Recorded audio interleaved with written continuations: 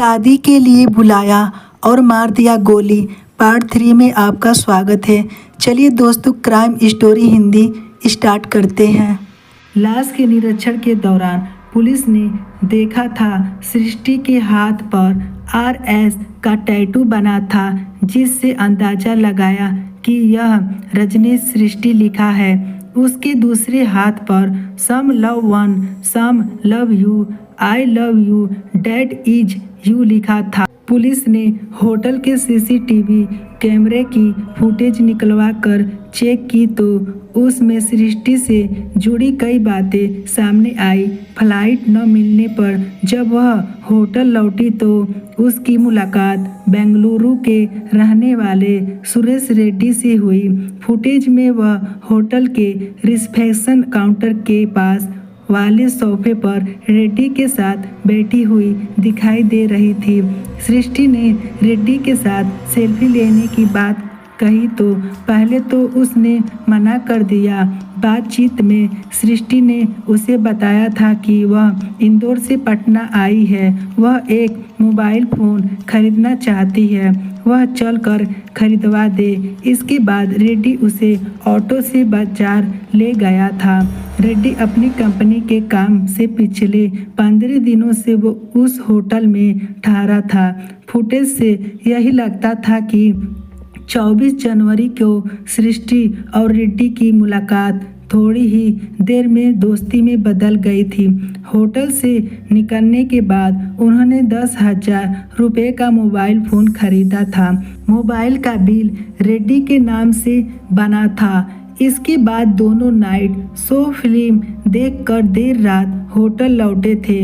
Hotel staff ने भी police को उनके देर से लौटने की बात बताई थी। पुलिस सूत्रों के अनुसार सृष्टि के मोबाइल फ़ोन के मेमोरी कार्ड से पुलिस को कुछ आपत्तिजनक वीडियोज मिले थे, लेकिन पुलिस इस बारे में कुछ नहीं बता रही है। मेमोरी कार्ड से पता चलता है कि सृष्टि विवाहित थी, लेकिन वह ऑनलाइन साथी की तलाश में थी। बताया था कि उदयपुर में पढ़ाई के दौरान ही सृष्टि ने प्रेम विवाह कर लिया था, लेकिन वह शादी कुछ समय बाद ही टूट गई थी और सृष्टि ने अपने पति से तलाक ले लिया था। सोचने वाली बात यह है कि अगर रजनी से सृष्टि की पहले से जान पहचान नहीं थी तो किसी अजनबी के बुलाने पर वह इंदौर से पटना कैसे चली गई। रजनी सृष्टि के पड़ोस वाले कमरे में ही रात में ठहरा था, लेकिन यह बात उसने अपने घर वालों को नहीं बताई थी। दोनों के बीच कहीं पहले से तो कोई रिश्ता नहीं था। आखिर रजनीश बराबर सृष्टि पर 1 लाख रुपए ठगने का आरोप क्यों लगा रहा था? केवल विवाह के प्रस्ताव ठुकराने से कोई किसी लड़की की हत्या क्यों करेगा? सृष्टि की हत्या के 8 दिनों बाद सृष्टि के हत्यारे रजनीश को पुलिस ने गिरफ्तार कर लिया था। वह अपने पत्नी और दोनों बच्चों के साथ ककड़बाग में अपने किसी रिश्तेदार के यहाँ गया था, तभी पुलिस ने उसे पकड़ लिया था। पुलिस को उसके वहाँ आने की जानकारी पहले से थी, इसलिए सादे लिबास में वह वहाँ पुलिस वालों को तैनात कर दिया गया था। उसके आते ही पुलिस ने उसे पकड़ लिया था। वह पटना से होकर दिल्ली भागने की फिराक में था। इस काम में उसका परिवार भी उसका साथ देता था। पुरुषों को फंसाकर वह रुपए ऐंठती थी। यहाँ आकर उसने उससे गहने खरीदने को कहा था। सृष्टि के बराबर बदलते बात व्यवहार से ही रजनीश को उस पर शक हो गया था, जिससे उसने गहने खरीदने से मना कर दिया था। इसी बात से सृष्टि उसे नाराज हो गई और होटल में ही उससे बहस करने लगी, जो जल्दी तल्खी में बदल गई। बात ज़्यादा बढ़ी तो वह रजनीश को गालियां देने लगी। इसके बाद सृष्टि ने अपना सामान उठाया और अकेली ही ऑटो से स्टेशन की ओर चल पड़ी। रजनीश के पास पिस्तौल थी ही। उसने देखा कि सृष्टि उसे धोखा देकर जा रही है, तो उसने बुलेट से जाकर रास्ते में उसे गोली मार दी। राघोपुर के वीरपुर बरारी टोला का रहने वाला रजनीश किसान राजेश्वर प्रसाद सिंह का बेटा है। पुलिस ने उसके गांव वाले घर पर छापा मारा तो वहां से 7.65 बोर की गोलियों के 6 खोखे मिले हैं। रजनीश की 13 साल पहले किरण सिंह से शादी हुई थी। उसके 2 बच्चों में बड़ा बेटा प्रियांशु 12 साल का और छोटा बेटा कुणाल 9 साल का है। रजनीश की गिरफ्तारी से किरण काफ़ी परेशान है। उसका कहना है कि उसके पति किडनी के मरीज हैं। अगर उन्हें समय समय पर दवाएं नहीं दी गई तो उनकी जान जा सकती है। किरण ने दिल्ली के अपोलो हॉस्पिटल में अपनी किडनी दान की थी। दूसरी किडनी रजनीश के बड़े भाई अनिल ने दी थी, जिसकी वजह से उसे दिन में 3 बार दवा खानी पड़ती है। पीने के लिए उसे मिनरल वाटर दिया जाता है। सृष्टि के पिता का कहना है कि रजनीश पुलिस को बेमतलब की कहानियां गढ़कर सुना रहा है। हत्या को लेकर भी वह पुलिस को बरगला रहा है। सृष्टि की मां का कहना है कि किसी अनजान लड़की से 5 से 10 दिनों की बातचीत में रजनीश ने 2.5 लाख रुपए से ज़्यादा उस पर कैसे और क्यों खर्च कर दिए। 4 जनवरी को सृष्टि की बहन शगुन ने उसकी शादी का प्रोफाइल शादी.com वेबसाइट पर डाला था। उसके 10 दिनों बाद रजनीश की ओर से शादी का प्रस्ताव आया था। रजनीश ने बताया था कि उसके पिता की मोटरसाइकिल की एजेंसी है, जिसका सालाना कारोबार 70 से 80 लाख रुपए का है। अपने बारे में उसने बताया था कि वह IPS की तैयारी कर रहा है। उसके इसी प्रोफाइल और प्रस्ताव के बाद ही सृष्टि उससे मिलने पटना आई थी। पुलिस सूत्रों से मिली जानकारी के अनुसार रजनीश की तरह सृष्टि ने भी शादी के वेबसाइट पर अपने बारे में गलत जानकारियां दे रही थी।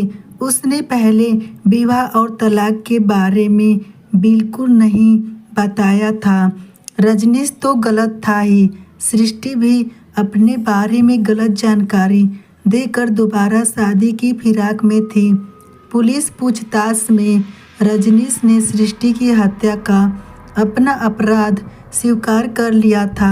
उसने सृष्टि से हुई जान पहचान के बारे में पुलिस को जो बताया था, उसके अनुसार उसने सृष्टि पर काफ़ी रुपए खर्च कर दिए थे। इसके बाद भी वह उससे और कई चीज़ें खरीदने को कह रही थी। इससे उसे लगा कि यह काफ़ी खर्चीली है। अब तक वह उससे करीब 2 लाख रुपए खर्च करवा चुकी थी। रजनीश ने सृष्टि के पास एक नया मोबाइल फ़ोन देखा, जिसमें सृष्टि ने सुरेश रेड्डी के साथ सेल्फी ले रही थी। वह फ़ोटो देखकर उसके दिल को काफ़ी गहरी ठेस लगी। रजनीश की अपनी पत्नी से बिल्कुल नहीं पड़ती थी, इसीलिए वह दूसरी शादी के बारे में सोच रहा था। पहली नज़र में सृष्टि रजनीश को बहुत अच्छी लगी थी, जिससे उसने उससे विवाह करने का मन बना लिया था। विवाह के बाद वह उसके साथ दिल्ली में रहना चाहता था, लेकिन जब वह उसकी उलझुल मांगों को पूरी नहीं कर सका तो सृष्टि ने उससे विवाह करने से मना कर दिया था। पुलिस को दिए गए बयान में रजनीश ने बताया था कि सृष्टि की हत्या करके वह मीठापुर से सीधा अनीसाबाद होते हुए हाजीपुर चला गया था। रास्ते में महात्मा गांधी पुल से उसने अपना मोबाइल फ़ोन, टैबलेट और पिस्तौल का लाइसेंस गंगा नदी में फेंक दिया था। इसी के साथ अपनी बुलेट मोटरसाइकिल को नाव पर रखकर गंगा नदी के बीच में डुबो दिया था। इसके बाद वह हाजीपुर, वैशाली और पटना में ठिकाने बदल बदल कर समय गुजारता रहा। रजनीश के बड़े भाई अनिल सिंह ने पुलिस को दिए बयान में कहा था कि रजनीश की किडनी ट्रांसप्लांट करवाई गई है, जिससे वह शारीरिक रूप से काफ़ी कमज़ोर है। ऐसे में वह किसी की हत्या कैसे कर सकता है। उसे दिन में 4 बार दवाइयाँ खानी पड़ती है और मिनरल वाटर पीना पड़ता है।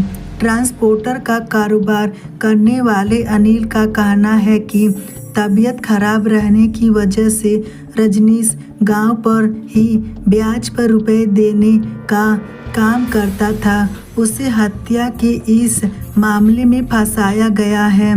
बहरहाल रजनीश पुलिस की गिरफ्तार में है और सृष्टि की मौत हो चुकी है। सृष्टि के पिता इस हत्याकांड की सीबीआई जांच की मांग कर रहे हैं।